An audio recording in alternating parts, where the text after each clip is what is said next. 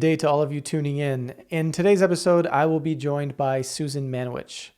She's someone I've interviewed in the past and have always had deep, insightful conversations with her, no matter what we talk about. Susan has spent 20 years in the areas of leadership, consulting, emotional intelligence, and resonant technology. She was also a participant with PEER, the Program for Extraordinary Experience Research. This was a group out of Cambridge, Massachusetts under John E. Mack. She graduated with a master's degree in science, focusing on organizational behavior and development, and is the co-author of a fascinating book called Hidden Energy, which looks at the new energy technologies that go far beyond the stuff we commonly see available today. And we're not really going to get into the energy conversation in this one, as we've done that in previous ones, and might do again in an upcoming episode. But we'll be continuing on with many of the themes that we've been exploring over the last couple of episodes. So with that said, let's get started. Well, Susan, it is really good to be seeing you and talking. And I know it's been a little while, but we're in for some really interesting times right now on the planet. And I think we should start this off by just saying, what are you seeing? Like, what are you seeing going on out there from almost like a big picture perspective? What are you seeing and feeling? Well, I'll just say I live in the United States and you live in Canada, and the fact that we're still friends and will be through whatever is happening and going on, I think is a really good thing. So Mm, I felt like that just needed to be said. Um, yes. yeah, well, we did chat a tiny bit in terms of what's happening in your life, what's happening in my life, and what we see going on. I think we can take a really big perspective and go really large view right now, or we can Hmm. look a bit at the day to day. Let's do the day to day before maybe looking at the bigger stuff. I mean, obviously, people are waking up, and when I say people are waking up, it doesn't mean that they're not grumpy and they're not maybe should go back to sleep before they fully wake up, but it does seem that it's wake up time Hmm. in some capacity, and it doesn't mean that everybody is waking up with the same idea of how the world looks for them. But we're seeing a lot of activity, right? Like there's a lot of energy that has moved over these last couple of years. And that is something that we can talk about as well with the solar energy, because so much is related to these solar cycles and cycles in time as well that Yeah. we're seeing, and what's happening. Some people are conscious of what it is that they're doing. Some people are maybe not conscious, but their values are really strong to whatever it is that they are doing. And because of that, there seems to be, and I will say this, there does seem to be a lot of anger in our Hmm. world right Hmm. now. Yeah. And with that anger, there's a sense of righteousness that comes along with it. And there's a Yeah. sense of destruction that we're seeing on a number of different levels that goes along with that as well. So maybe just to simplify it in that way, and open it up for you for dialogue in Yeah. regards to this, because I mean obviously we can take this in so many different places. Hmm. Yeah, I definitely have a lot of things here getting into that solar, getting into that cosmic sort of feel to it that I would love to get to. Hmm. Um, but you touched on sort of this nature of chaos, this nature of people waking up, and sort of this anger that's there. And one of the things I was actually thinking about this morning was this idea that a lot of people are kind of now that things are getting crazy, if you will, and you could Yeah. argue that there always has been bubbling up bits of chaos, but I feel, at least when I look at the last, like, say, 16, 15 years of doing the work I've done, the more that's happening in the world, the less people can ignore, right? And it felt like it was really easy, say 10 years ago, to just ignore so many things and Yeah. just keep living life. And yet, all the problems were still there. Hmm. But yet, now we have this really chaotic time that's like stopping everybody in their tracks and saying, you got to pay attention to this and you can Mm. no longer ignore this. Right. You feel Right. that? Oh yeah, absolutely, 100%. And that's in just preparing for our conversation today. It was like the big thing that stuck out was, really what we've got over this last, I always look at the solar cycles, but what we have is this interconnectivity. So Yeah. whether we like it or not, and we've heard this before, whether we like it or not, we're seeing that there's an interconnection. You can't just go and live on this island and have no idea what's happening and going on in the world. So that is something that is going on. I don't think is going to change anytime soon. It's almost a matter of, well, how are we learning to deal with what is going on in the external world as it relates to our internal world? And, Mhm. obviously there's about a million life lessons and beyond that we can take from this right now, because there's so much of this pointing fingers of, I'm angry because of you and because of you and because Yeah. of you, right? And I think that we know that may not be the case. However, um, this is like this big soup that just got put in the same pot and stirred up. Hmm. And yeah, we're having to deal with it right now. Yeah.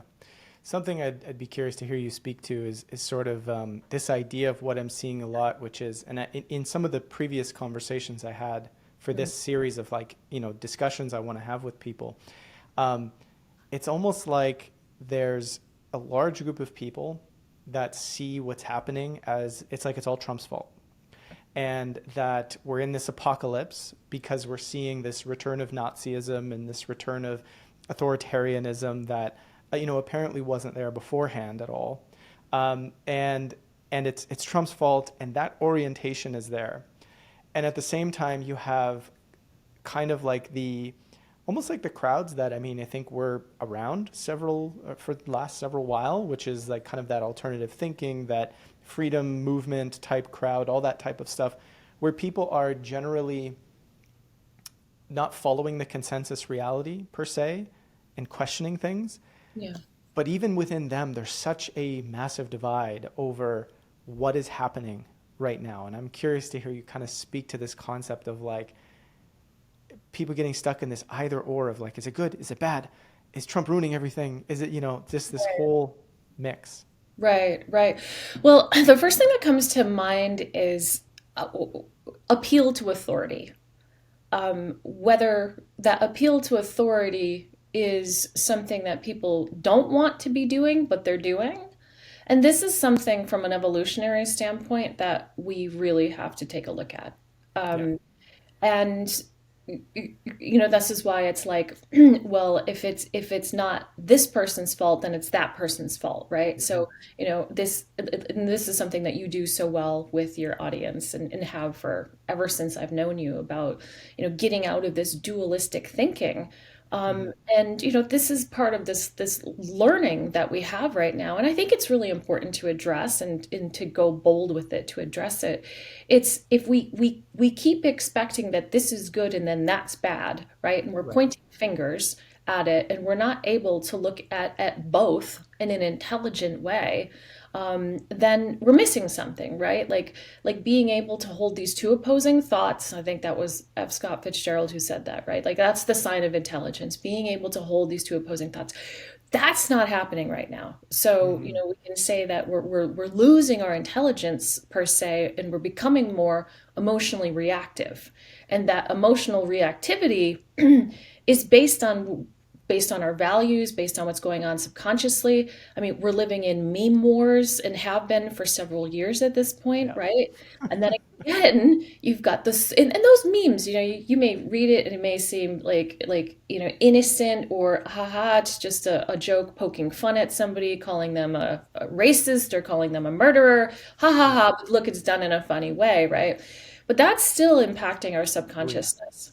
Huge. And then with the intense solar activity that we've had, because we're just looks like we peaked solar cycle 25, like within the last 6 months, and it looks like we may be on that downturn right now. That's the general consensus that I've seen with solar researchers.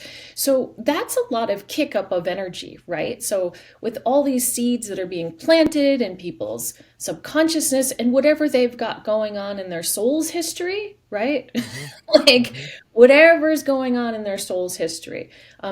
that all seems to be percolating up. And if you ask somebody, okay, so why are you so angry about this? What is happening? What's going on? Well, I believe XYZ, and they're firm on that, and there's no room for anything else to come into play other than that sense of righteousness. So it'll be really interesting once the solar energy wanes a bit to see if people look back in that rearview mirror, to ask themselves, okay, so what was I doing? What did I do? Was that good? Was that good for me, or was that not good for me? Did I create something positive, or did I do something harmful? Yeah. So again, there's so much in regards to that, but the trap is the polarized thinking right now. That is the trap. Yeah. And if whoever's listening to this, if you can actually just say to yourself, I got into that polarized thinking, and maybe I should. That's great if you can at least just have that little stop point within oneself, because there's a longer game that's being played here with human evolution as well. And that's something that we need to keep in mind, because we could literally be burning ourselves out, Sure. and not getting the wisdom of what's coming in from these, cosmic energies, the solar energies, and what's happening on the earth. We literally may be missing that. And sometimes I wonder if that's part of all of this. I don't want to say a plan, because it's not all a plan, but some of it is. But if that's part of it, to hijack people's thinking and to get them locked more into the amygdala, and not, focusing on things that are more evolutionary. Yes.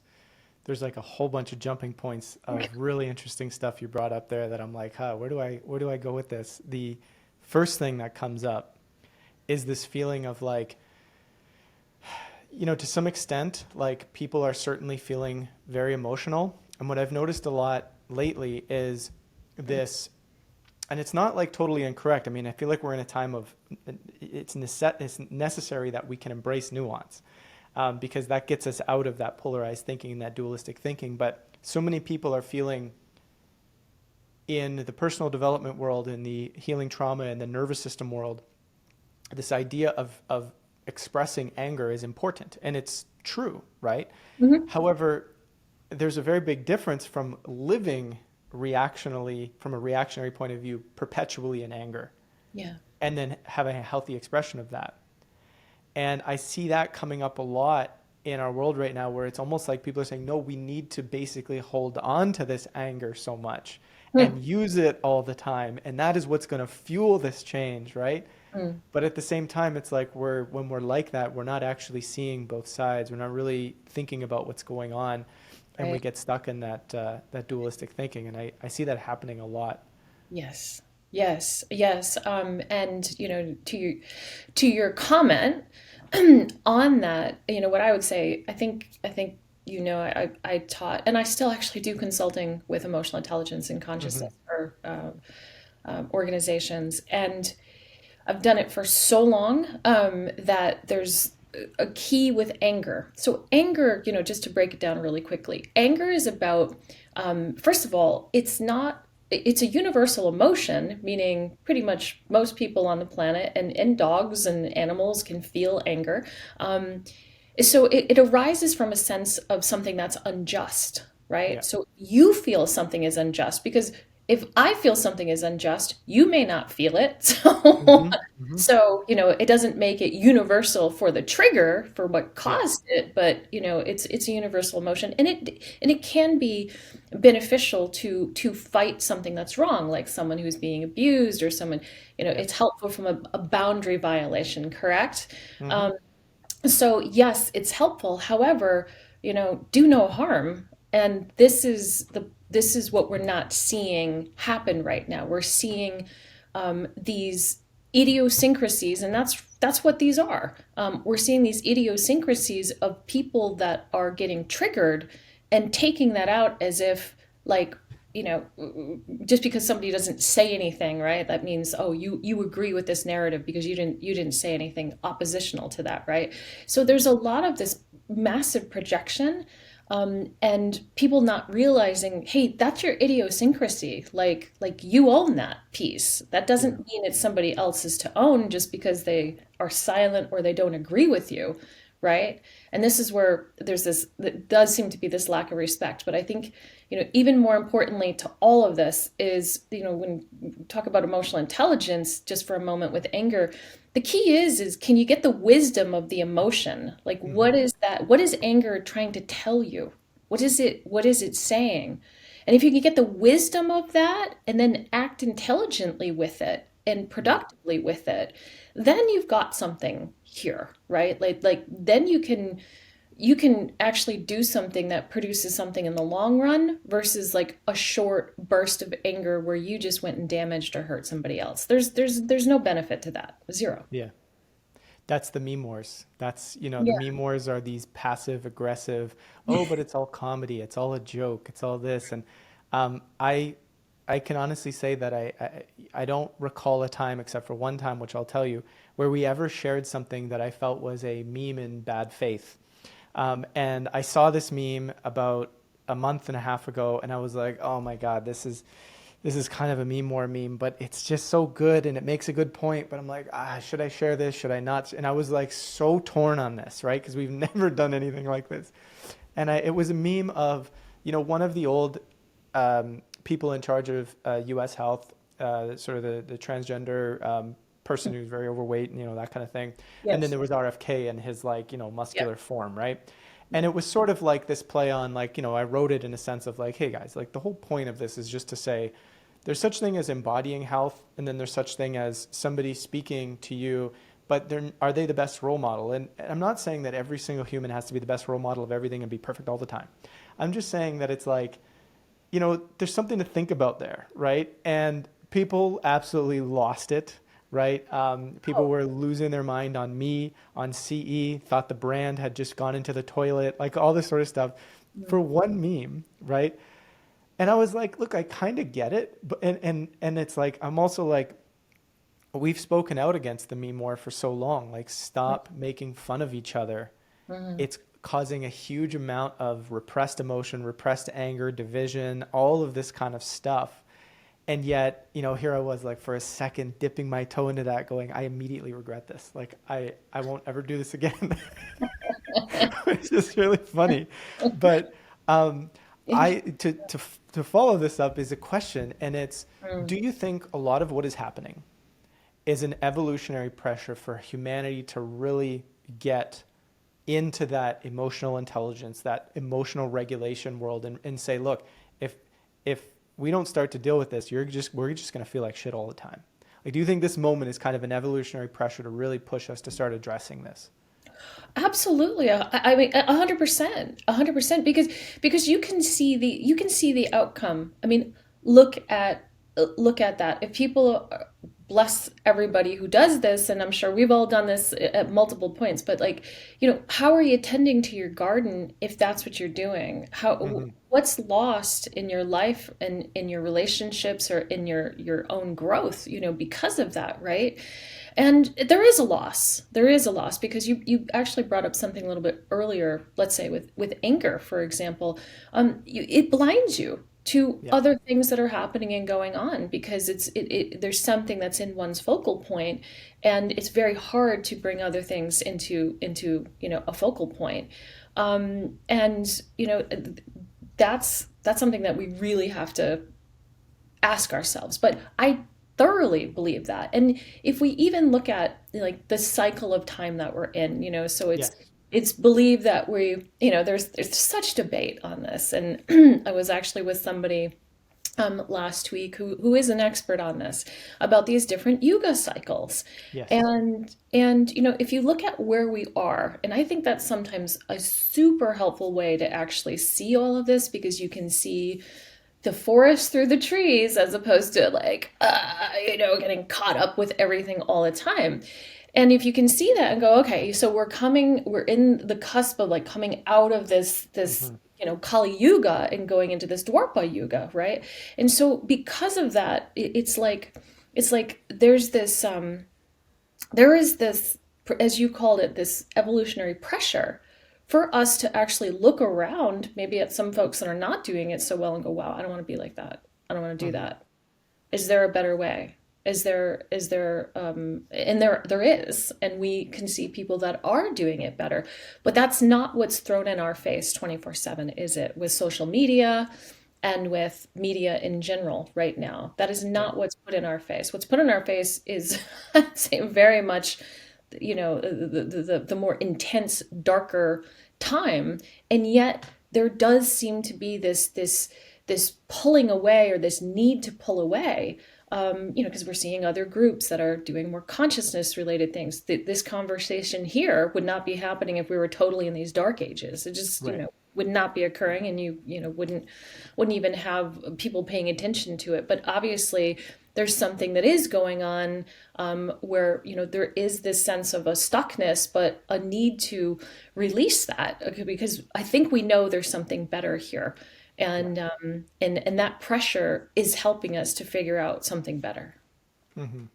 Yeah, I remember reading an article about potentially saying sometime right in around March-ish now of this year was that believed one of the theories around when that Kali Yuga phase was ending, and of course, it would be like this, all of the darkness. That would be the darkest time for for context of people who don't understand that. It's like this Yeah. would be like the darkest of times for the next little bit before it's kind of starting to get all of these birthing energies of something new. So Yeah. um, you could argue that to some extent, like that's what we're seeing. Mm.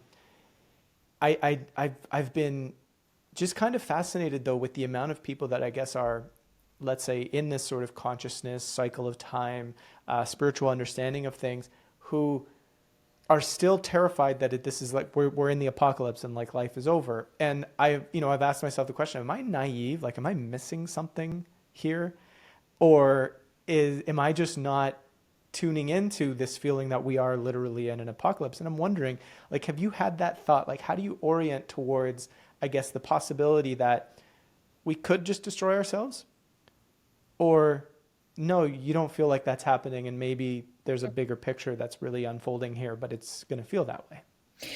I think the latter part of what you just said, and we've talked before, because obviously I've had contact and came in with a conscious incarnation, and I what I see is, when we say apocalypse, what does that even mean, right? Mm-hmm. Does that mean all life on Earth is completely destroyed?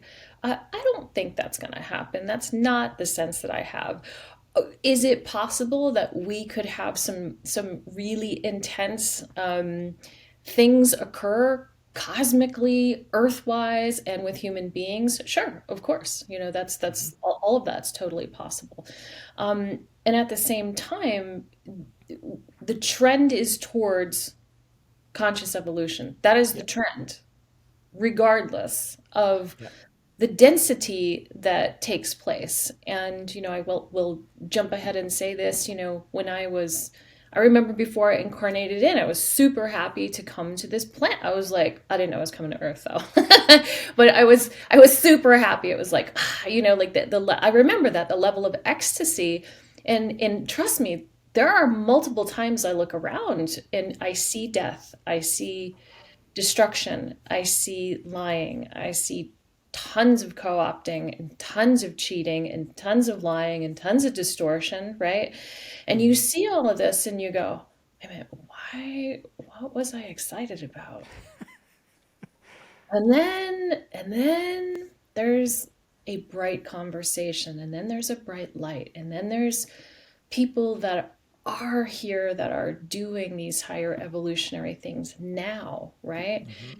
And I say to myself, we're going to be okay from that perspective, in the Yeah. sense of this is all about each person anyways, right? Like, it's all about us, like what's going on internally. And that is what we have the capacity to have, dare I say, I don't want to say control, but that's what we have influence over. Yeah. And I don't, I have never gotten the sense that it is a complete wipeout, Yeah. of humankind on planet Earth. The sense that I've got is it's a big spiral up, as it Yeah. relates to evolution, loosening that density. And for some people, loosening that density is death. I don't Hmm. mean physically dying. Well, it could be, but that's, like letting go of the materialism, letting go of the ego, letting go of those types of things. I mean, this is what a lot of this information with the consciousness research, and this is one of the things that we found doing research quite a few years ago, is like Yeah. this is this big planetary shift, it's this change, and we need to embrace more of this light that is happening and coming in, and we need to find ways to release more of this density, and so that's why I say, well, what does apocalypse mean? Because it may mean different things to different people, and in these varied changes right now, we are letting go of something to bring in something new. Yeah. So, I mean, we could get into the in deeper if you'd like, because yeah, you've Yeah. got geopolitics, you've got potential nuclear war, you've got a whole host of things, and at the same time, I mean, I think a lot of us do know and understand, your spirit is eternal. Yes. So, if we're going through this shift and this transition more towards light, then maybe there's this shared space that we don't even entirely fully understand yet, that's available to us and is coming. Hmm. Yeah. Well said. And it's interesting because this sort of concept came up in when I was talking with Daniel and Daniel Pinchbeck. He asked me the question of like, oh, do you think this is the end? Because I'll be honest, like his perspective is, I mean, he's got a pretty dark perspective right now, and I kind of felt like his sensing into the bigger picture of consciousness and all the areas of things that I know he's very good at speaking on and embodying to some extent, I felt like it was a little like missing from his perspective. And I had said to him, I was like, I think because I've experienced, and I know based on the stories you just told too, and the conversations we had before, I know you've experienced this too, but it's like available within you and available within me is this knowing of like, I've felt what it's like beyond the human feeling. Yeah. And I can't ignore that. I can't ignore that that is part of the total integration of my consciousness. And Mm. therefore, there's something, there's a part of me that's okay with whatever happens. But it's not like dissociative where I'm just walking around, oh, it's all just, Right. well, it's like, look at you, look at me. We devote a portion of our lives to the passion we have of helping to foster these conversations, Right. to doing work in this realm. And so it's like it's really the clarity for me here is like it's not this, oh, there's a part of me that feels that it'll all be okay and therefore none of it matters. It's no, there's a part of me that feels that, and that's why I'm able to stay centered Yeah. while things are Yeah. chaotic, and I still do my work on that. And I think that's kind of like one of the important pieces in all of this, and I'm hearing you echo that as well. Yeah. Um, but what I'd be curious to double click on in this here is maybe first wheel back to that consciousness research that you Mhm. were doing and just give a few more details there of kind of what happened and what was gleaned from it sort of as a whole. Sure, sure. Okay, I'll do that. And by the way, just as a side note too, as you were speaking, so I have a daughter, Hmm. and I've certainly seen all the visions. I don't say all the. Let me be specific. I've certainly seen visions as a kid of some of the not so nice things that happen on the planet, and one of two things. They're there to have you avert to do something different, or to try to avert, changes if possible. Um, or maybe this does become a reality. So what does that mean if that's the case? And I look back of, I have a daughter who's now 22, so she's not a little kid anymore. And I look at the fact of, one of the greatest joys as we get older is our kids potentially having kids. Hmm. I think about that a lot. And I feel there's not one cell in my body that says, oh, forget it. Like that's not going to happen. It's the opposite of it. It's a feeling, and I feel into it with my heart. It's not a thinking thing, or, Yeah. I feel into it, and it's honestly, it's this innate love that I have to know that whatever, this may sound weird, and it does tie into the research, but whatever um, density is on this planet that she's involved in at the time, that maybe I'm involved in at the time, is going to be fine.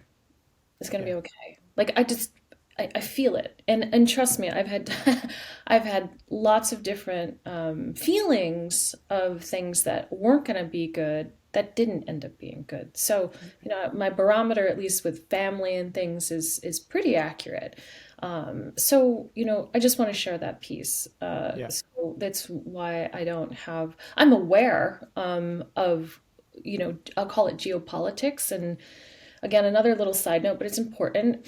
I went to Australia last year. I attended a private conference on leadership. They have what they call Chatham House rules, which means you don't publicize what you do, no selfies, nothing like that. But Right. it's where some some very, I don't want to say important, some people that have prominent positions come from all over the globe to discuss war, to discuss AI, to discuss education, health, like, all the big things. And it's not a consciousness conference. It's more of I call it geopolitics, and not to be partisan either. Yeah. It's basically bipartisan. And so that's the agreement. And I love this conference. This is why I spend my own money to go, so I can be a fly on the wall and hear and understand all these different perspectives. Because one of the things that I did get when I was younger was geopolitically, we're going to have some big shifts on this planet, which Yep. we see happening now. Okay. Yep.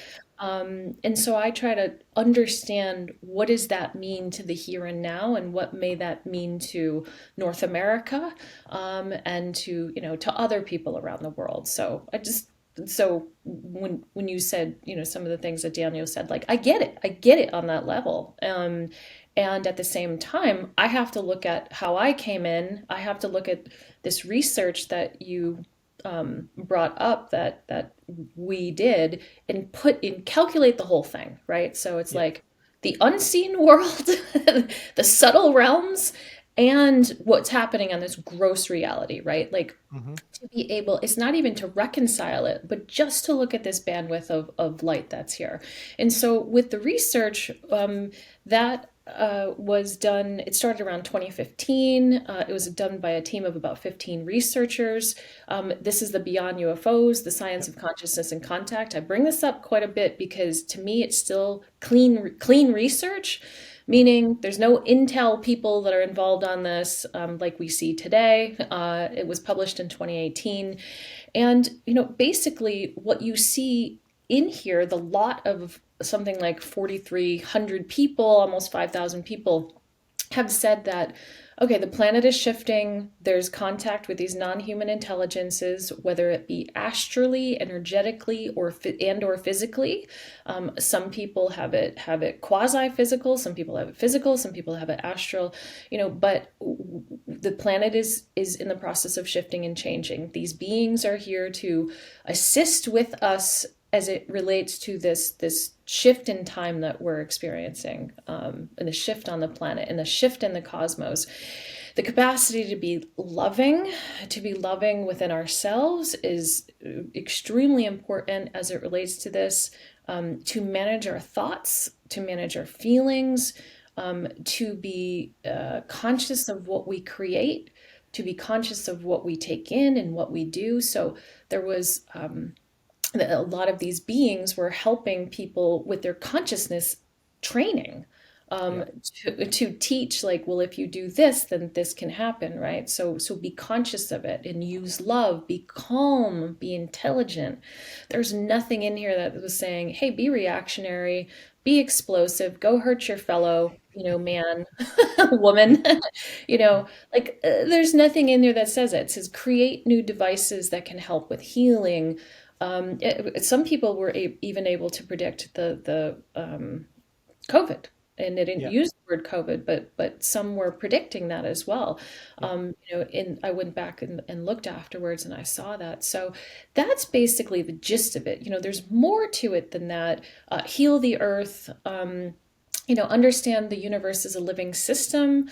Mm-hmm. Work with the consciousness of animals. Obviously, the Yep. the plants, like do what you do consciously. Everything is connected, everything is interconnected. So be conscious of what it is that you're connecting into and that you're allowing. I mean, that's the gist of it. It's mirrored in lots of different research, with different shapes and types of beings from all over, the I was going to say the known universe, maybe not known.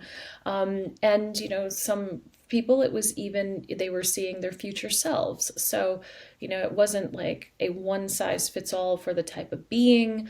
But yet the information was pretty on par with what these Yeah. people were saying. Yeah.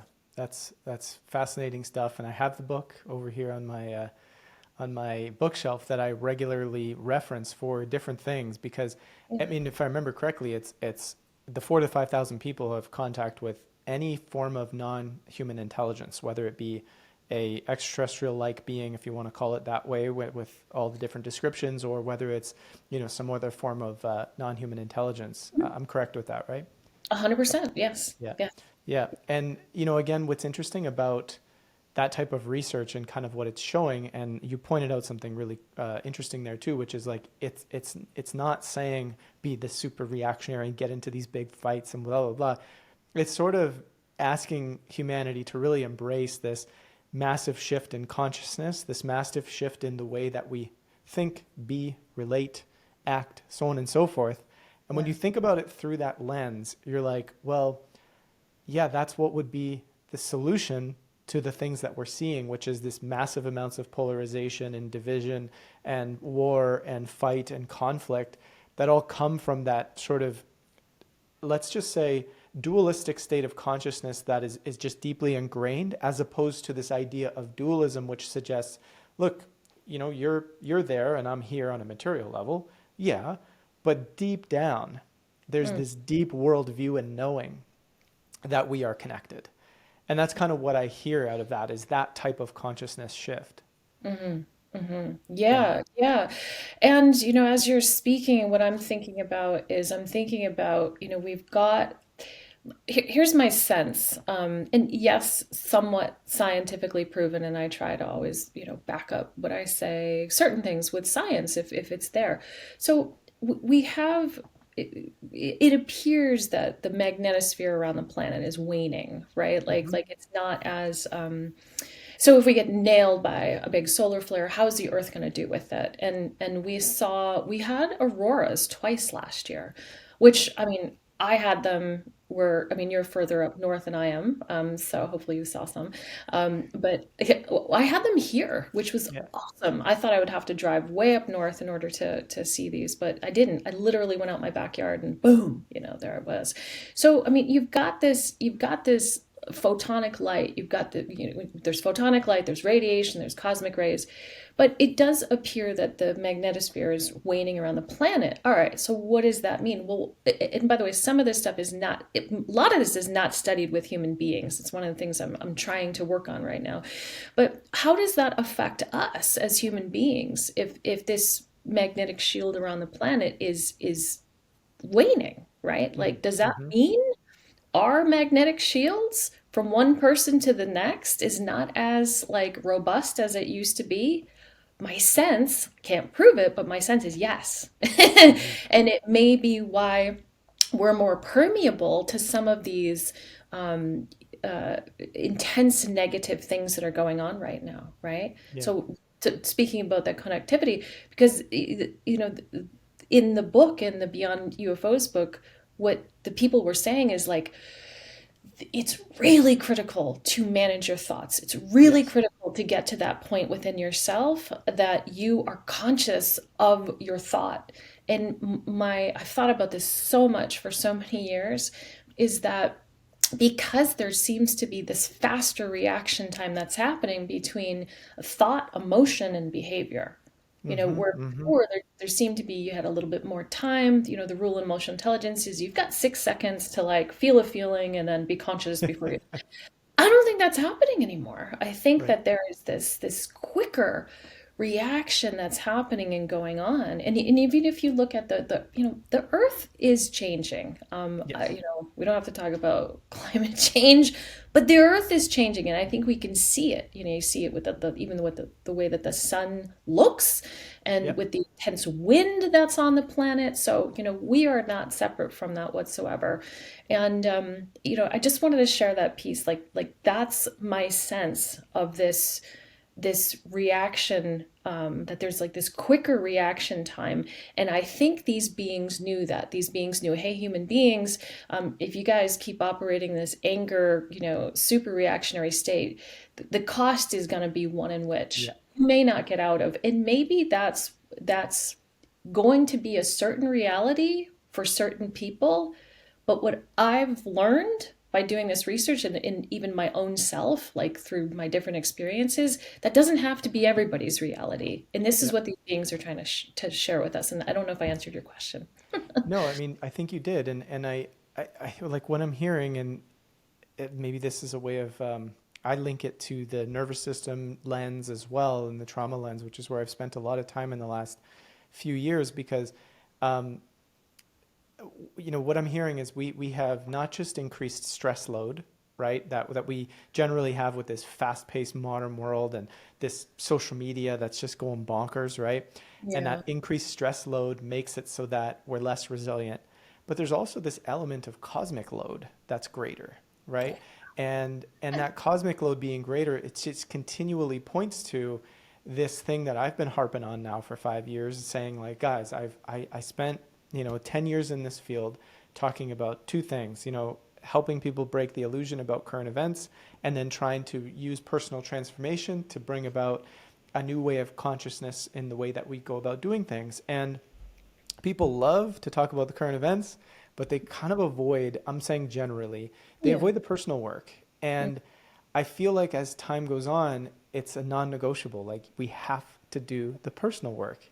Oh, yeah. And but it's like people don't want to do it for the most part, or they just want an easy way out through psychedelics. Then one hit, I'm good. I've done it. Like I've now got the clearing, right?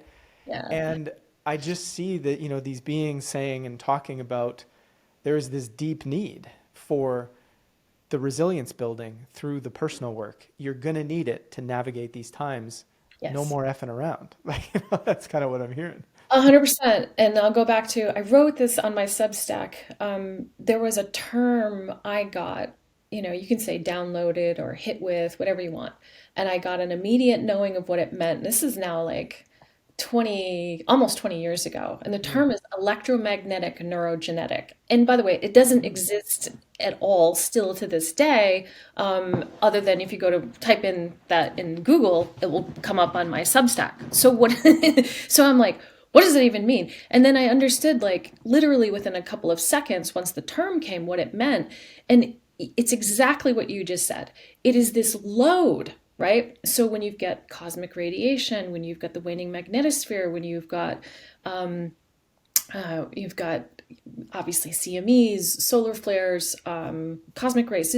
So there's a lot that's happening and going, and then you get the Earth's reaction, right? Like to this, and that's measured by the Schumann resonance, which I'm sure your audience and you know about. And it doesn't necessarily mean it's an exact or precise measurement, but the point is that what I understood is that there is this condensement that is happening and occurring, cosmologically, and that's being affected with our solar system and the Earth. And because you've got this, it's almost like things are coming together. They're not expanding and breaking apart, so to speak, but there's something that's coming together. And it's this sense of, let's say hypothetically, it's yourself coming back to you. And Mm. that's what I really got, was your lives lived, your traumas, your positives, your negatives. And if you even want to look at it as like a positive charge, a negative charge, and something that's neutral, but it's coming back to you. All right. Yeah. And that coming back to you is going to cause you to either deal with it, or to not deal with it. But there's going to be a breaking point where if you don't deal with it, then again, there's your breaking point. There's something that's going to, the car is going to hit the wall, so to speak. Yeah. And so that's what I understood electromagnetic frequencies, from the earth and what's happening, and the neurogenetic, which is basically like what is inside of you, even what's inside of your family history that you're living Yeah. with that you haven't dealt with, right? And it seems like an awful lot of work, and it is, but at the same time, that seems to be the to do before we can get to these higher level frequencies to Yes. allow this light to come in to do, some of the more higher evolutionary stuff. And so, my sense also is that people that knew these changes were coming many years ago started doing their work many years ago, Yeah. and now can be, dare I say it, on the forefront of this because we're watching other people have these crashes now, right? Hmm. Like, Hmm. or Hmm. watching that the real intense stuff begin to happen and occur. So yeah, I can say too much, but I'll stop. Yes. So that was all very well said, and it actually leads perfectly into sort of this question that I want to ask. And I'm going to kind of throw this out there. Is it easier? Because I want to talk about the more specifics around sort of the cosmic forces. Is Mm. it easier to start with sort of the sun cycle type stuff or just cosmic radiation as a whole? I'm curious because I know there's this whole discussion of like space weather, right? And I know Yeah, that's yeah, not yeah. just about the sun. Correct. Um, Yes. but yeah, so let's switch gears and like go into some of that stuff and how that affects humanity. Yeah. So like I was saying, I spent years doing emotional intelligence work, and I still think it's fabulous. I think emotional intelligence is a gateway to consciousness. I think Hmm. that really you can't have one without the other. And I thought at Yep. some point, like, oh, consciousness research is going to take over EI, and here I am still doing EI work with people, and I'm like, okay, but that's the isness. That's what needs Yep. to be done. So with the sun, I started tracking that about 20 years ago because I noticed that um, people around me and myself, when these solar flares happened, it was like a door open to consciousness, Mm. um, to higher consciousness. It was like there was this field that seemed much more accessible than previous. It was like there seemed to be this relationship, and I noticed it not just with me, but like I said, with people around me, and I mean some really huge intuitive stuff that came in that was like, whoa, where'd that come from? And so um over these, and I've been, was tracking and following it for quite some time, but then I started to track myself, and then I started to track about 20 to 25 people, Mm. and did that informally for a couple of years, like the last about 2.5, almost 3 years, and started to basically chart where people were at. And Hmm. so the sun is obviously connected to a lot of other things, like the sun is connected to um, like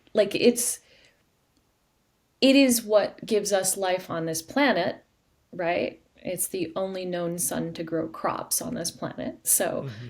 that's what, it's a life-giving force, and it's Hmm. connected, believed to be connected to the central sun and to Barkling currents, right? Like, so all these other things that are happening. And then you've got the space between the space that operates, within, from the earth to the sun and everything else that's around. So, but the sun has flares. It has what's called CMEs, coronal mass ejection. So sometimes a flare doesn't always equate to a coronal mass ejection. It has what's called solar wind can occur. Um, and if you look at all the research, like, let me back up. Most of the research to date is about the negative effects of the Mm. sun, like radiation and even cosmic rays on life on planet Earth. So it's Yeah. equated to cancer, Low immunity. There's others. Oh, death. From like heart attacks and things like that. Headaches, all that kind of stuff. Yeah. Yeah. So most of it's really negative, right? So you ask yourself a question, why did all these ancient civilizations revere the sun, right, as this like giver of life? And, I mean, you've got Egyptian, Aztec, Mayan, I mean, the list goes on, right? Hopi. Um, if it was such a horrible thing, Yeah. right? So that's a question that we have to ask ourselves and go back and say, okay, so maybe it has to do with where we're at, the food we're eating, our emotional, reservoir or vibration that we're vibrating at. Maybe it has to do with other factors, but is that the whole story? And no, it's not the whole story. And what I've been finding is working with people who just have simple awareness around that it's not them. That hey, listen, there's a solar flare. Hey, how you feeling? Or there's a CME. It's a big one. How you feeling? And when I started to, and by the way, forgive me if I'm going too deep here. You stop me. What I found is the people that can be conscious around what they're feeling, just like in emotional intelligence, if you can be conscious of what you're feeling, Hmm. stand a greater chance of moving through this and finding the intelligence of it, the evolution of it, versus getting stuck in it. Honestly, literally everybody that I spoke to had a negative self view um, of whatever was happening, like an intense negative view of themselves. And most of Mm. the time, I just want to share this one too, because this is super important. Most of the time, because there's these changes that are going on in the body, whether your heart is palpitating or maybe not, your digestion isn't good, or maybe you've got some negative thoughts that are going on. But what I found is most of the people would believe that they had some terrible disease, Mm. cancer, my mom died of cancer, my dad, like it was that, it was, maybe I have leukemia, maybe I have this, maybe I have that, right? They go to the doctor and they don't have anything, right? So that negative internalizing, and being able to just get people out of that thought process. And by the way, I was never saying, hey, you don't have this. I was just simply saying, okay, well, here's what I've found. Right. Here's what I'm seeing. Could it be something else? Can you get to a state of neutralization? But it was usually kicking up something that was really negative going on inside of themselves. And there again was the wisdom that was coming up. But being able to catch that wisdom in the moment and having somebody just reflect that with them, like did wonders. It was Yeah. it was as if they were stuck, and they would have stayed stuck if they had somebody just to be able to verbalize and confirm that, hey, it may not just be you right now. I hope that makes sense, because there's a lot to it. Yeah, so what you're saying is like there would be a solar flare, and at those times you would also track kind of what people are feeling, and it's almost a suggestion that the solar flare or major, let's say, sun event, even if it Yeah, was yeah, one of the that's other good. types of events, Yeah, was correlated with this kicking up of whatever was kind of prominent or negative within their system that they might have been dealing with, producing sort of these patterns of thoughts and these almost like what we call like the void of trauma, if you will, of like yeah. getting into the repetitive thoughts and cycles of what might be there. And so the suggestion here is there's a relationship between the sun's activity and what it might bring up in us cyclically. That's what I was seeing 100%. And someone's capacity to be able to go deep in it and just be in it and deal with it really seemed to produce what I call like a release to get them to whatever was next, Yeah. right? And so they weren't always feeling negative afterwards, and Yeah. it could be that could be because they cleared out whatever they needed to clear out for that period of time. Because we know life is super dynamic. Like Yeah.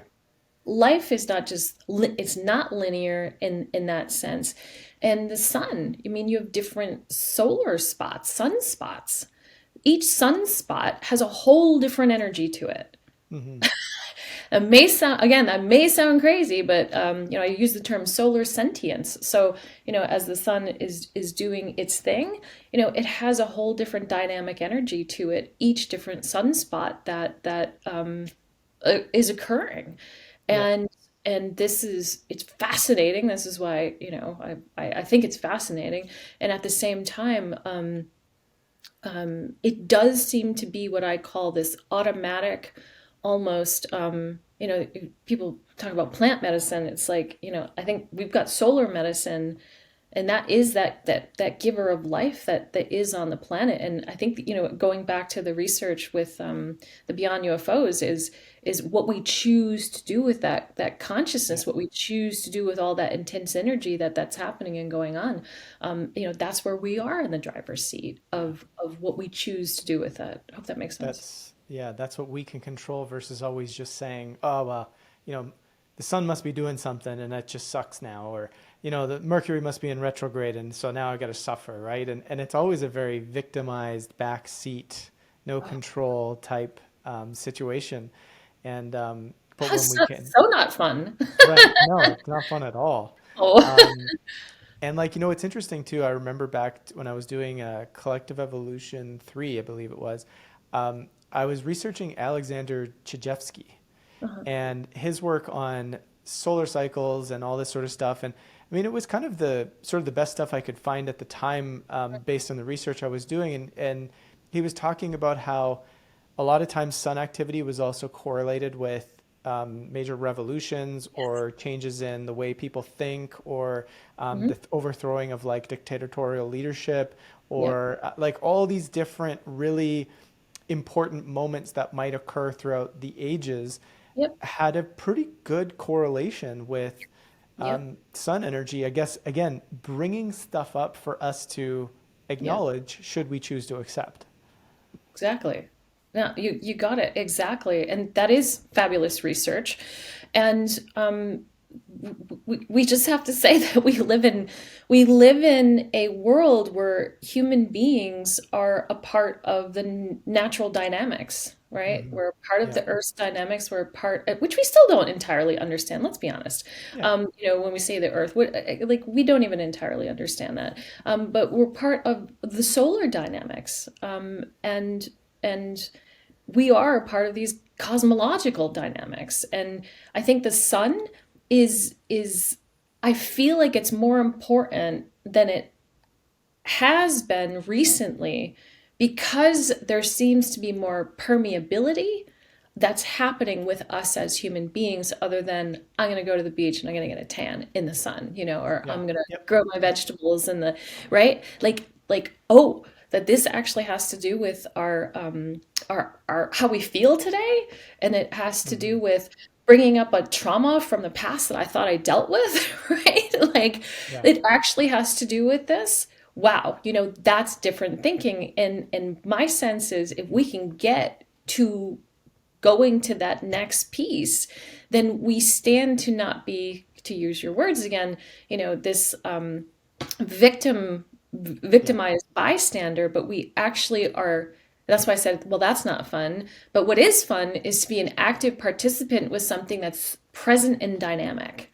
Hmm. um, and I want to just, I know you talked about these historical events, and absolutely, there's I don't know if I have the research on me, but there was something I just pulled up, because I put it in a presentation previously, is going back to 1750, and looking at the, like, American Revolution, Hmm. the communism in Europe, Cuban Revolution. So, Yeah. it is tied to these historical events. End of communism, although I know people are working to potentially bring that back. What a joke. Sorry. But at the same time, with these cycles of time, there does seem to be a relationship. And that's important for us to know and understand. Um, so I was going to say something else and I just dropped it. Forgive me.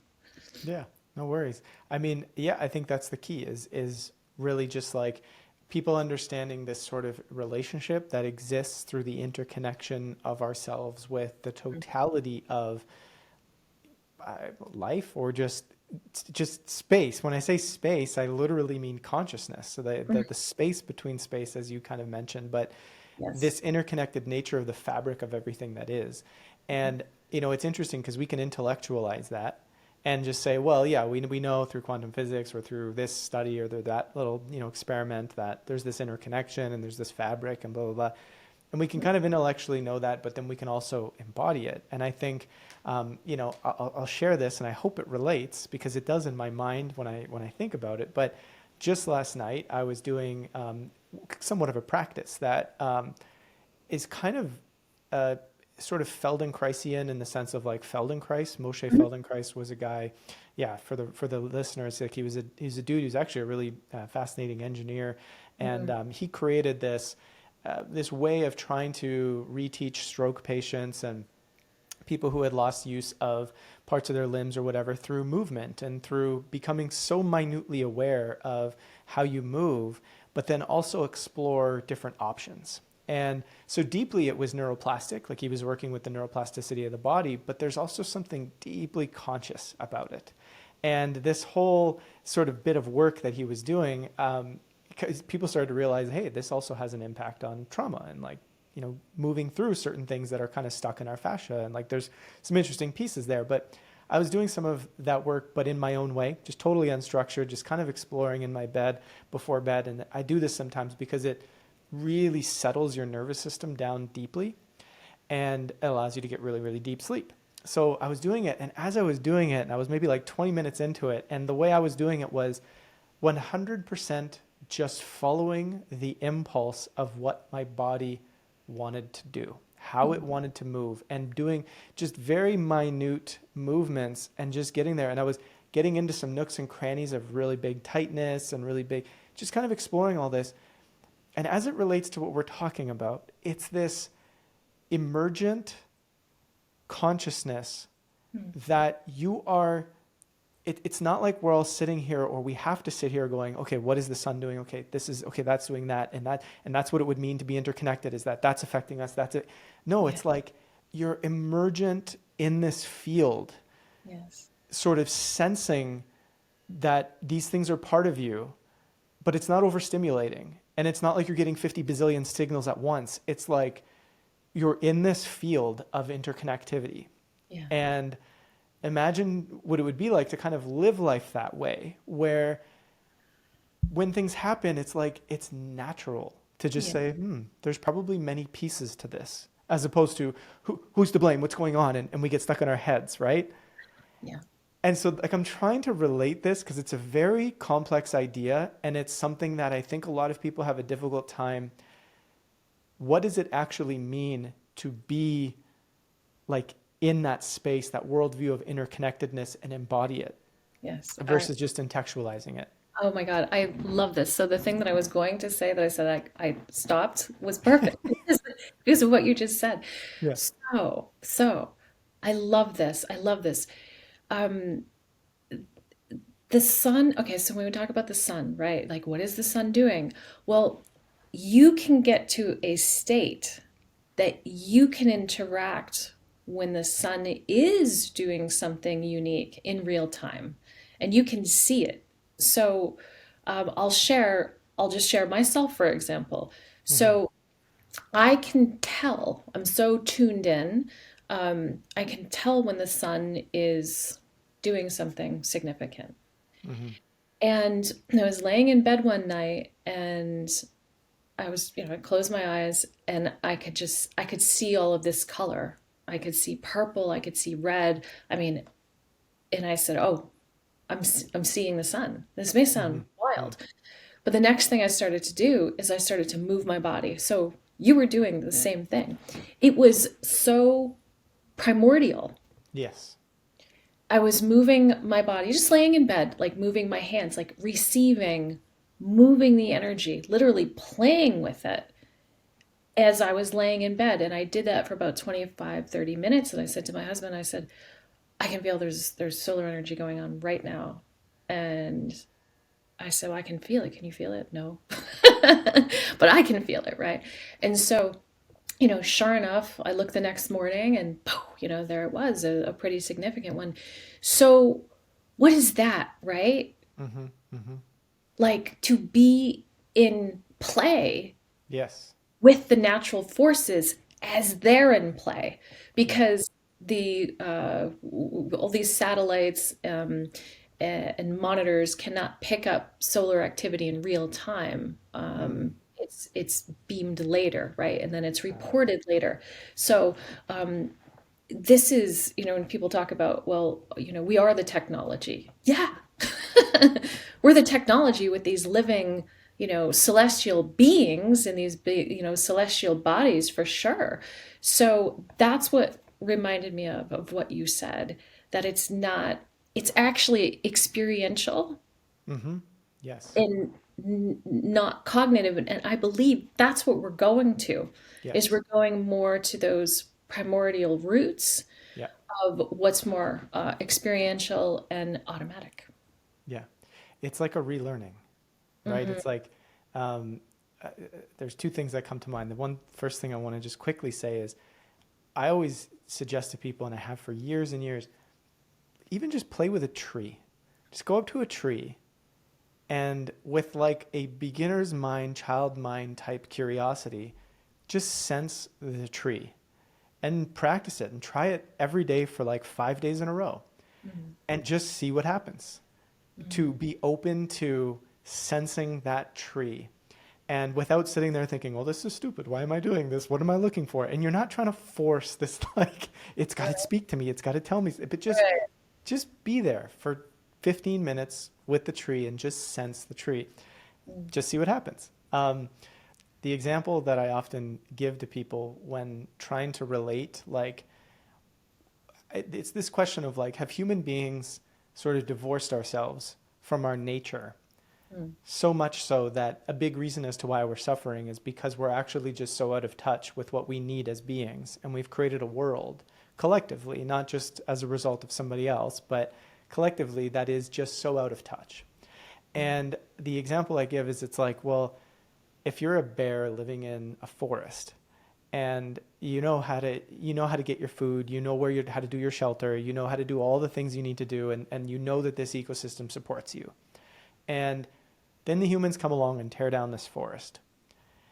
Most likely you're not going to stay there very long. Like, this is sort of a loose metaphor, but like, yes, some bears might die or they might not know where to go or they might end up getting captured by the rangers because, they're now in human territory. But bears would know this is no longer a conducive environment for me to thrive. I'm going to Yeah. go find another forest. And Mm. it's not going to say, how do I override my needs? How do I override what I need to thrive? How do I use my higher order thinking to just pretend that none of these needs matter?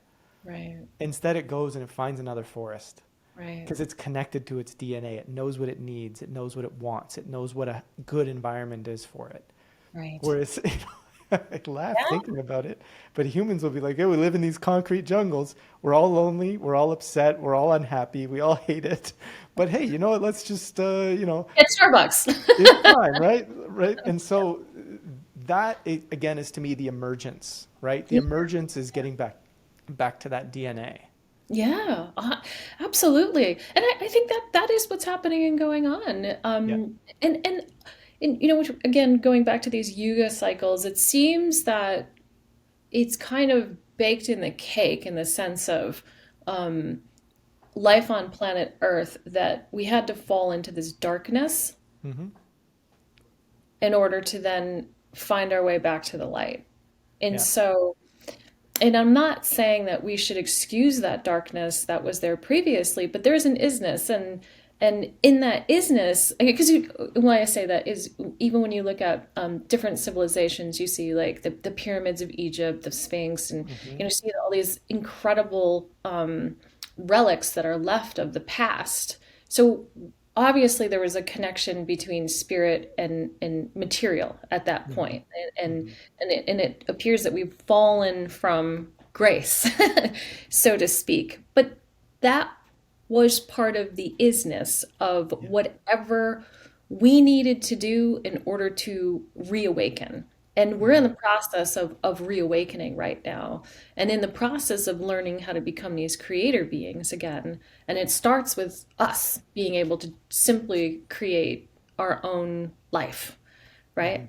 before we can think about doing anything so grand with others at this point. So I don't know. I felt like to share that, Yeah. in the sense of because I feel like if the more we keep beating ourselves up, the less opportunity we have to, you know, be at least neutral, Hmm. and move towards something that's more beneficial. Yeah. And your analogy, like what you talked about with the bear, for example, that's getting back to that I love the word primordial. It's getting back to that primordial sense. And I talked about this, I think, with you many years ago. Even when people ask me, well, what did the beings look like in the ship that you saw? And I said it was primordial. I Yeah. mean, Yeah. it was the primary life force. It wasn't something extraterrestrial. It was something so primary to the pulse of life Yes. that whatever overlay other humans have put on that is nothing in comparison to what I know it to be. Right. And I would equate it more like a bear, a whale, or a dolphin than I would something of any science fiction that has ever been Hmm. in any movie. Yeah. So, yeah. It's almost like there's this purely, let's say, the thinking mind. It's very hard to express the idea, to explain it, to get somebody else to understand it, because it requires more of ourselves to sense and feel it. And I Mm. just, as you're talking about that, I think about the different experiences I've had over my time, and I wouldn't say I'm a contactee per se, but I think about all the different experiences I've had with different things, different supernatural things, all these sorts of things.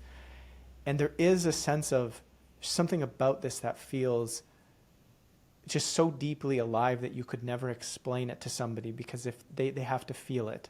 Yeah. The feeling of it, the embodiment of it is the thing that takes it from, oh, but that just sounds crazy, to I don't even need to talk about it because I feel you. Like that kind of feeling. You know what I'm saying? Yeah, it's universal, isn't it? It Yeah. truly is universal and infinite. Mm. It's Yeah, if I may, this just came in. My brother passed away in 2019, and he had a terminal illness, and he wasn't in the hospital at that point. Everything was still okay, so to speak. And I had a dream that night, and I woke up with remembering this, and I woke up in a bit of a panic. I had the dream. He and I were walking on the beach, and it was wonderful. We were walking on the beach, and something we did in real life. He was my oldest brother, Mm. and kind of took care of his little sister. And in this dream, we were walking on the beach, and I said, wow, this is really nice. The air was really warm, and it just felt really good. And then he told me he had to go, and I said, well, where are you going? And he says, I'm leaving. I can't be with you anymore. And I woke up and I look at my phone, and I found out he was in the hospital. He had gone into a coma.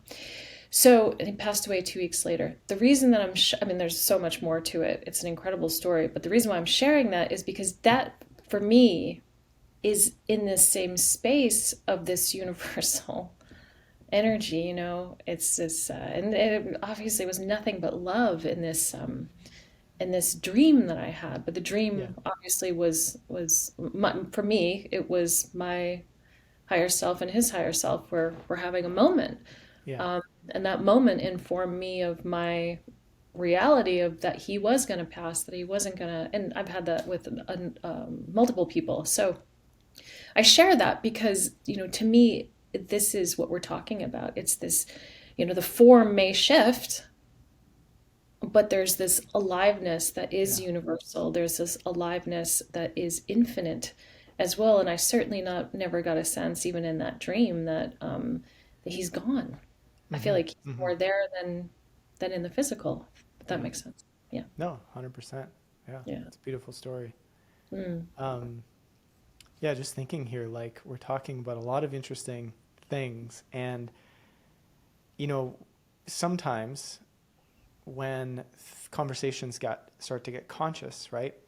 It's a question of integrating and integrating that consciousness into this human experience that we all came to play. And in a sense, I ask the question, what would it mean to you right now for humanity to make progress? Like, how would you define progress right now? Whether you want to talk about it from an evolutionary sense or from we're seeing it happen on the ground, like, how do you recognize that progress is happening versus, let's say, for the sake of it, because we have to use language, but like, tinkering just deeper and deeper into darkness without actually seeing something emerge that might be Yeah. better, if you will. Yeah. I think it's really simple. I think it's each person being responsible for themselves. Um, Being conscious, I mean, it just goes back to what we were talking about earlier, being conscious of their thoughts, their behaviors, and their actions. I think if more people can be responsible for themselves and not blame others, Mm-hmm. I think our world changes almost in an instant. Mm-hmm. And so, I really do. yeah, so progress would be you seeing more people taking that into action and really just trying to live that way. Yeah, Yeah. absolutely. Because we care, the capacity to then care about our fellow human being becomes a possibility at that point. Mm. It's not a real possibility. I think you know this, Joe. You've done so much work with consciousness and self and others, but you can't really show up for somebody Mm-hmm. if if if you're in a state of high dependency or in a state of blame, Mm-hmm. right? Like it's Mm-hmm. very hard to be able to show up for another human being. And so if one can show up for themselves and actually be accountable for themselves, their capacity then opens up to actually be um, good towards somebody else because they have to learn to be good to themselves first. Yeah. And I think, like I said, I think the whole game changes at that point. I think you have a planet of people that are not bleeding on each other's boundaries, not violating each other's boundaries, right? Um, but actually in a state of boundary preservation Mm-hmm. and the capacity to receive these cosmic energies that are here to do something beneficial to us. We will be able to receive those much better as a result. And if we're not hurting each other, I Yeah. mean, that's, yeah. To me, that's where we've got progress. And, um, you know, like to your point, there's intellectual progress on certain things that are going to take for a moment. And, we can get to the bigger world in, in another moment after that. But even the whole disclosure process, Yeah. and people will say, well, disclosure, it's good that something is finally happening. I say, well, that's like the Kali Yuga version of disclosure, to me, because I've watched it be co-opted. I watched the lying. I watched but I share that because like if we are really having good information come out, you have it from its original sources, you have it without distortion, you don't have people making a ton of money off of it to select groups or suppressing other people, Yeah. what have you. You actually have something that is inspiring, and you have something that actually can produce a positive impact as opposed to something that is quite distorted. So I look at that and say, if you actually had human beings that were involved in this process, that were able to be the like originators of some of this information, then the whole dynamic of it changes. Mm-hmm. And so, Mm-hmm. I use that because it's something that obviously I follow and I'm connected to. Yeah. So imagine that now on a scale of politics, on a scale of, Mm-hmm. people running organizations that make food, right? I mean, just imagine what the world would look like if we didn't think it was okay to keep hurting and taking from other people um, Yeah. and causing harm. Yeah. Yeah. I want to come back to that jumping point a little bit of like some of the freedom and sovereignty, but also collective, operating as a collective. I want to come Mhm. back to that. But I did want to ask a question from that perspective of kind of the ways in which things are coming out. when you look at some of what's happening with, let's say, the Trump Elon Musk dynamic right now, and it appears as though so much is coming to the surface that, I mean, we've all been talking about for so long, right? Yeah. Yeah. Um, and what I see happening a lot, and I would like you to speak to this, is it's like things are coming to the surface, and some of it is like good, yes, so we need to learn about this, but at the same time, like there's still suppression, there's still control, there's still keeping Mm. certain people clean and other people can get taken down. Like there's still this political war, and I just find people are having a hard time sort of seeing the nuance of what is happening there. Hmm. Yeah, well, because it's chaotic. I mean, Yes. there's a lot of chaos that's going on at the same time. So, like, what you're gonna get in your news feed based on your algorithms, right? And who you Hmm. are as a person, because you have the capacity to understand those nuances. It's not the same thing that other people. I mean, I'm really, I don't want to say learning this, but I'm really understanding the impact of algorithms. Hmm. Like on how people are actually thinking right now. Yes. And um, I think because it is very chaotic. I think we're the information space since, I'll just be totally honest, since Trump took office, the information space is wild right Yeah. now.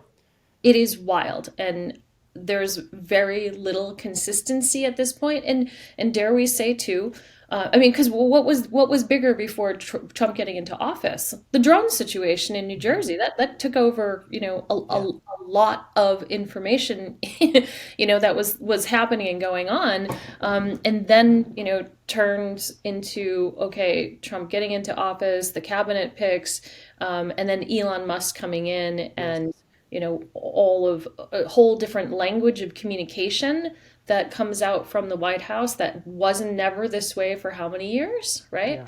And so, it just appears to me that you just have a lot of chaos.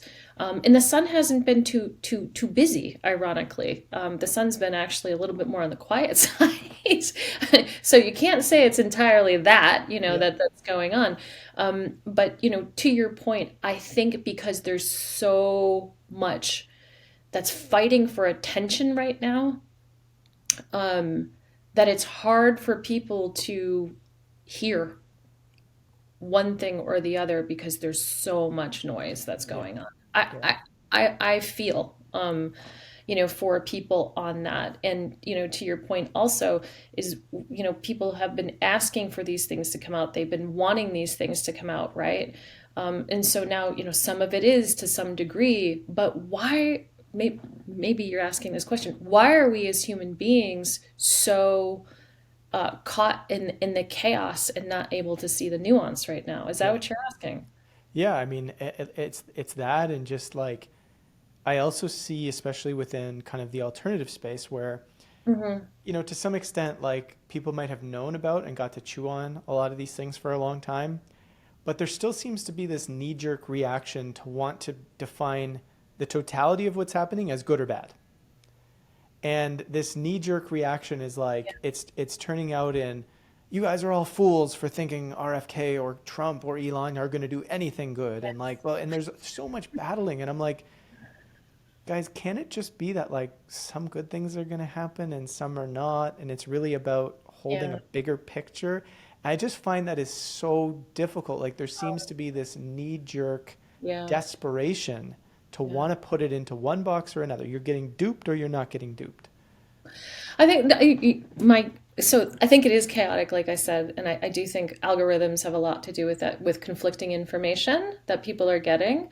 Um, I do think that there's a different communication style. I just want to repeat that because some people are just not used to that, right? Yeah. Maybe younger generations like, okay, cool. Elon Musk is like totally making fun of Bernie Sanders, right? And it's funny, but it's Yeah. not, So it's Yeah. like, I think you've got part of this, different culture Yeah. shift that's going on. Things used to be much more official, and here you have behavior that is not in alignment with what it used to be. Hmm. So it's producing that.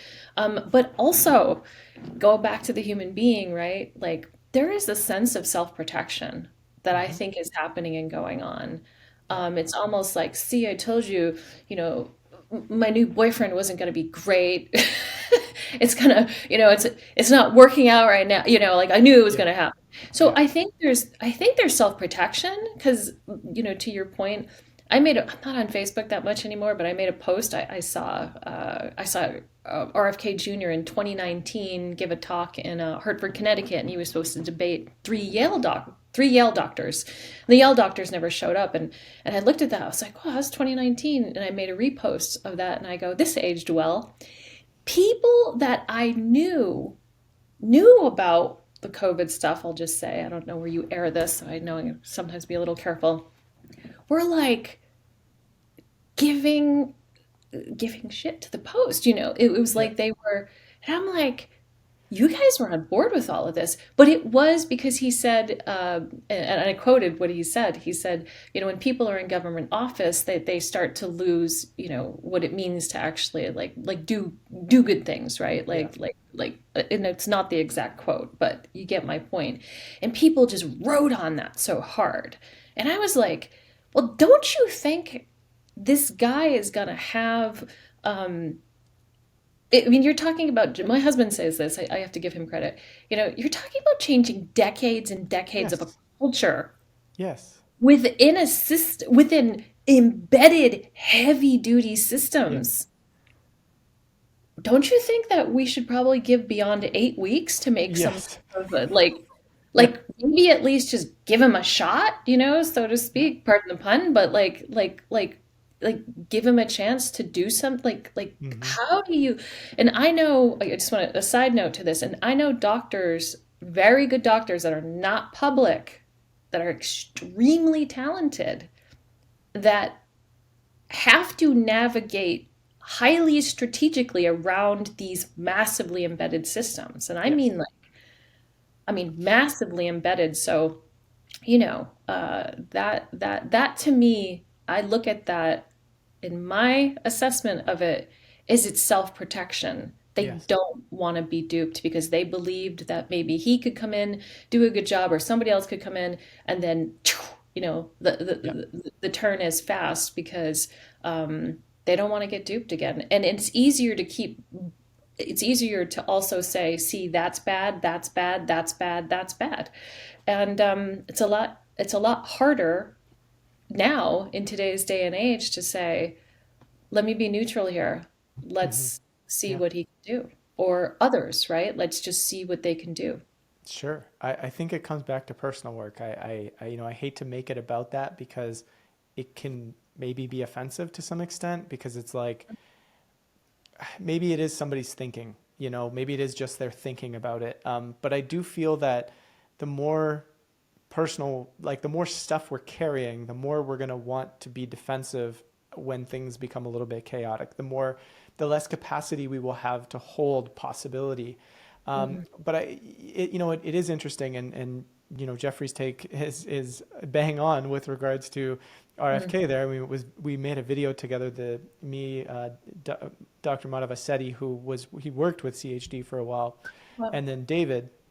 Actually, I think they're out in Mass near you, but interestingly enough, it's like the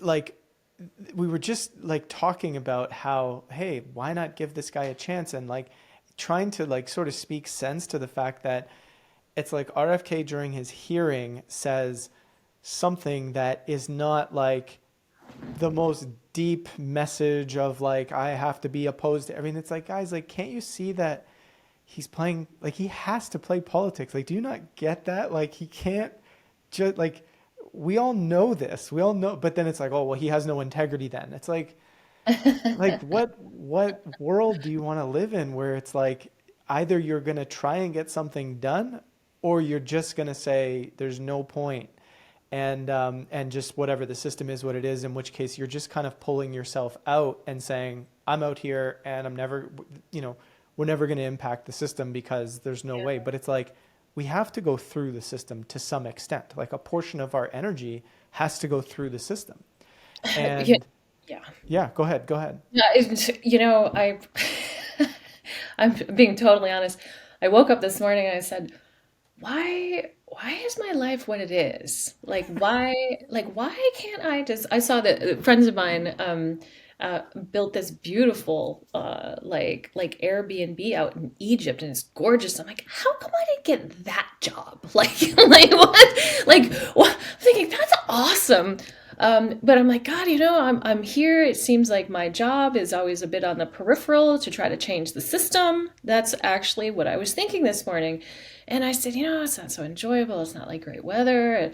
But why is that? Why, so I was processing that. But that is where you can create some of these changes. And Hmm. this system is dirty. This system's been dirty, right? Yeah. Like it's literally like saying, "Hey, I'm going to go into this dirty system and I'm going to be like completely clean." Yeah.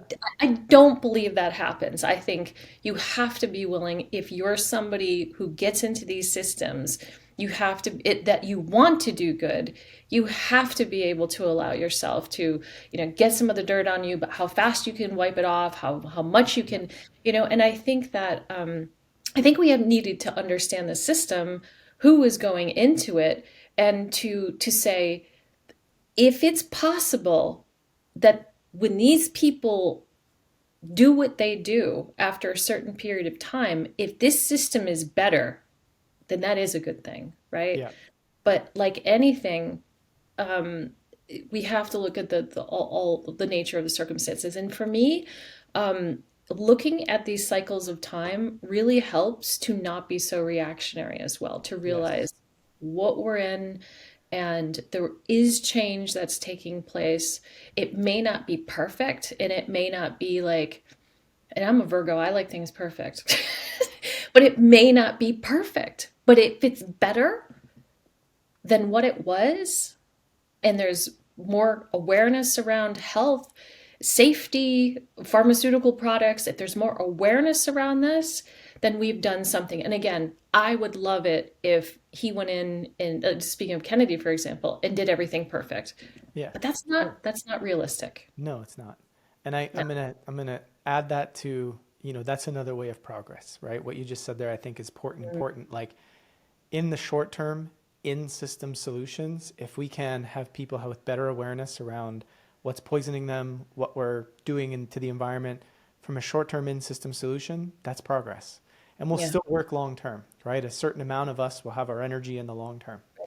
But yes, that's well said. And one last thing I wanted you to comment on, if you could, and this was the other piece, is just um, this question of almost like there's a lot of, I want my freedom, I want my sovereignty, I want to be an individual, like hands off, don't bug me, like that kind of like attitude, which is very prevalent out there. People wanting to just be on their own, my own thing, my own whatever. And I'm not saying it's wrong, but there's that. And then there's also this sense of, guys, like we shouldn't be hurting each other. We need to take care of each other. There is a sense of stewardship. There is a sense of leadership that is required to get us to move collectively in a direction that matters. And so there's almost this mismatch of people deeply want this sovereignty and freedom and like don't touch me and stay away from me. Everything else is communism, everything else is socialism, everything else is collectivism, right?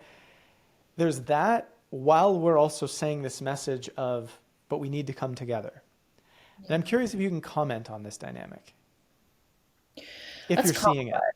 If Yeah. you're Oh no, seeing it. I'm totally seeing it. And it's complex, right? And yeah, just give me a sec on this Yeah. because you're seeing a rise in different groups forming now, like Hmm. almost tribal, right? Like you're Yes. seeing different groups forming. When I say different groups, I mean like there was I'm thinking of the two visuals that popped in my head. One was for in France, women were marching without their shirts on, and then I've been seeing communism rise like amongst college campuses as well, like, and so you're just saying, okay, so what's that, right? Like what is this? There's this sense of when I say tribalism, I mean that in the these different groups forming for a purpose, and then you have the independent sovereign, hands off of me, don't tell me what to do, I'm here to do what I want.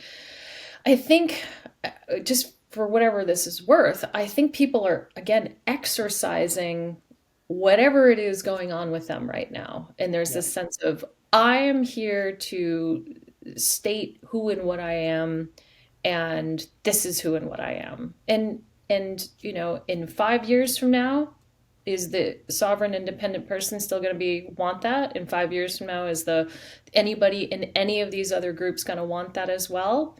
Probably not. That's a guess. you know um, so it's a period of time that we're in right now. And I will go back to the research in the Beyond UFOs book. It wasn't telling us to do more of the independent sovereign. And by the way, I love being independent and I love being sovereign.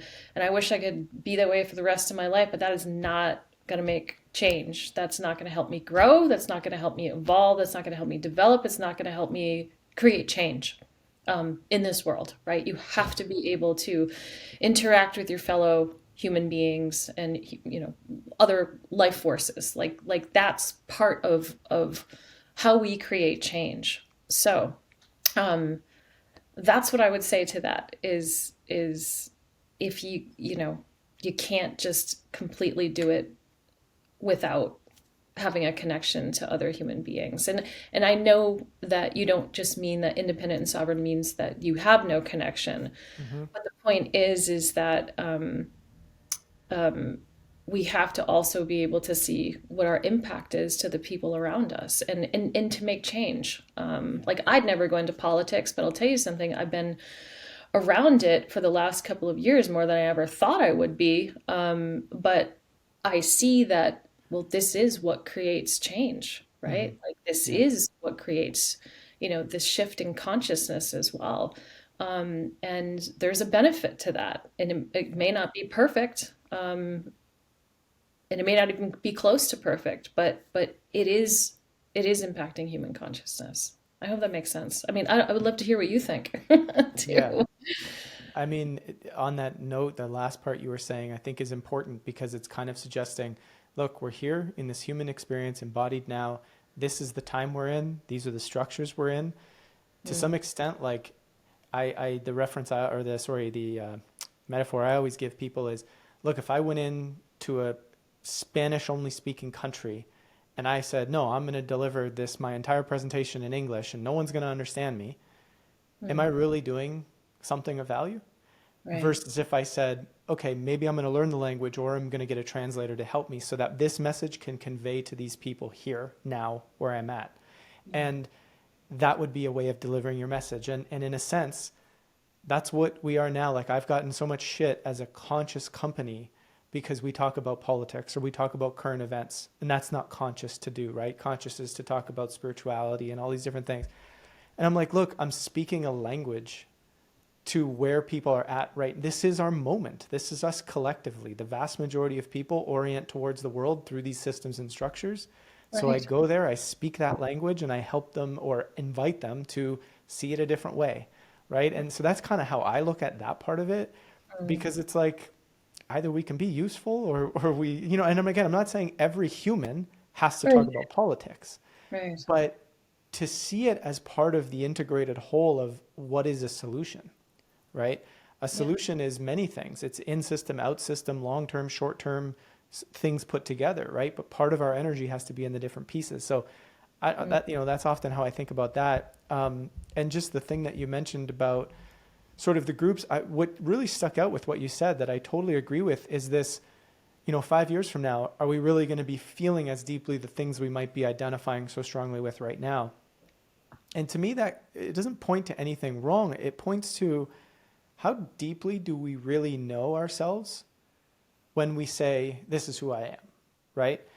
yeah. Do we really know that? And it's a question, it's a self-reflective, it's a exploratory, right? Are we really getting to the core of like who we feel we are Mm, when we express it like an identity that we might change within a couple of years? And I think that's part of the emotional intelligence, the mm, consciousness shifting, the working through our past traumas or our past pieces of things that might be getting triggered in us. The more we do that, I think the more, I should say, our identities, not that we become all the same, but our identities don't become as extreme. right. And there's a connection to the bigger picture at the same Yeah. time. Yeah, I think the identity, as it's attached to the density and the materialism, doesn't become the same, right? Mm. It's more of those higher order principles come into play, and the commonality is based on that, as opposed to, um, an identity or, again, materialism, density, geography, religion, whatever it is. They become, and that is my sense of what we're moving to. We're moving to, and when we talk about cosmic consciousness, I mean, Hmm. that is what that is, and there's like a natural order to this that is primordial, where the other stuff is stuff. Yeah. Yeah. It doesn't become as important. And one of the things I do love also is near-death experience research. Mm.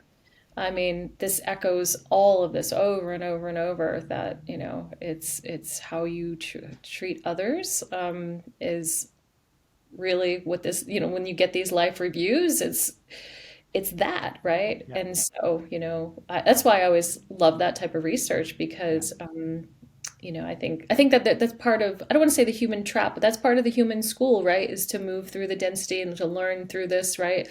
And, my hope is that all this different exercising of these different, maybe identities right now, formations, etc., the anger, is part of the learning process. Yeah.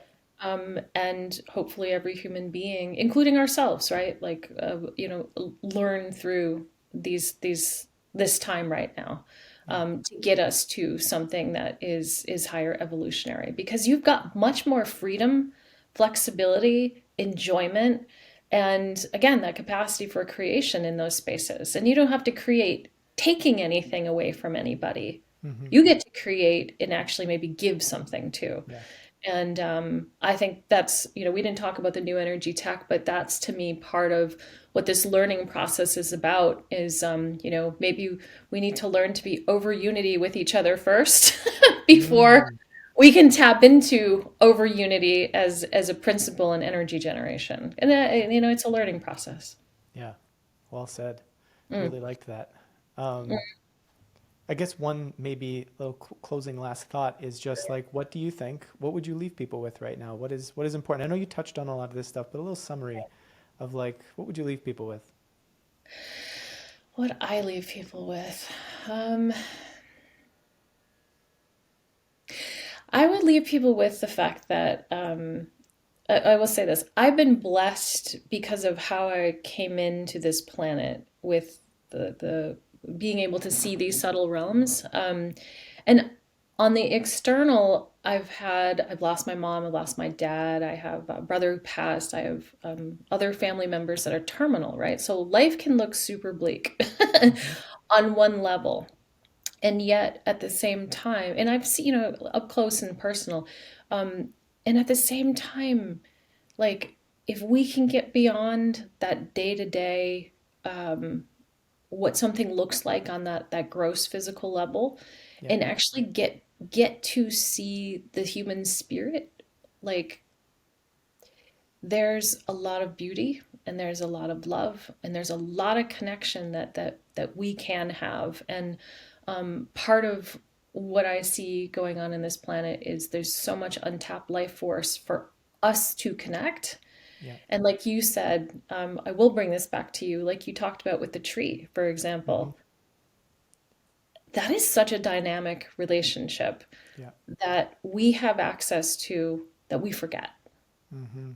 And when we go back to those roots, it's like it brings us back to, being a real human being again. So Yeah. that's what I would say. I would say that, um, it's basic, and it's there for us, and it's always there for us. And that's not going to change no matter how strange things look on the planet. That's always there for us. Beautiful. Well said. And yeah, Thank you. like if you go up to that tree, what is this thing really? Mm. And sensing like, what is it to all the other trees too? Right? And the things around it and all these different pieces to the puzzle. It's such a fun exercise, but I really want people to do that and, Oh my and God, email us. so true. Oh my God, totally. And Yeah. if I can add one more thing, one of the coolest things that I experienced was going to swim with, with dolphins and whales, right? Mm-hmm. And it was always like it wasn't like you couldn't plan it. It was like, okay, you could go in a boat and you could do this or do that, but would they come? Right? Like, would they come? And if they did come, what would your interaction be? Mm-hmm. And to me, like, this is this dynamic life force that we've got access to on the planet. And the tree is no different really than the dolphins or the whales, right? Like, I mean, it's a big sea, so you can't just walk up to them, but you can have access to go up to the tree. But it's that same type of, this massive mystery that's continuing to unfold within it, and the trees are reacting to um, this photonic light. They're reacting to the cosmic rays. Like I mean, if anybody has animals out there, your animals are experiencing shifts too. And True. yeah, it's all there to be connected into. Beautiful. Well, so much insight and meaningful dialogue here. I really appreciate you taking the time to come on here. You're welcome. Thank you for being you. You're always awesome. And we hadn't spoken in a while, and at the same time, like, you're always wonderful and amazing. And the people that listen to you, they receive gifts and gifts and gifts. So keep doing what you're doing. Please Thank do. you. Thank you so much. And I would love to have another conversation because likewise, I always appreciate, I was going to say in the middle of this, I was like, this is probably one of the most enjoyable conversations I've had in the last like little while. And Oh, it was enriching. And I would have loved to have talked more about the energy as well. Maybe we'll have to have like another conversation on just that bit because sure. that's a fascinating one. Oh my God, we definitely can. All right.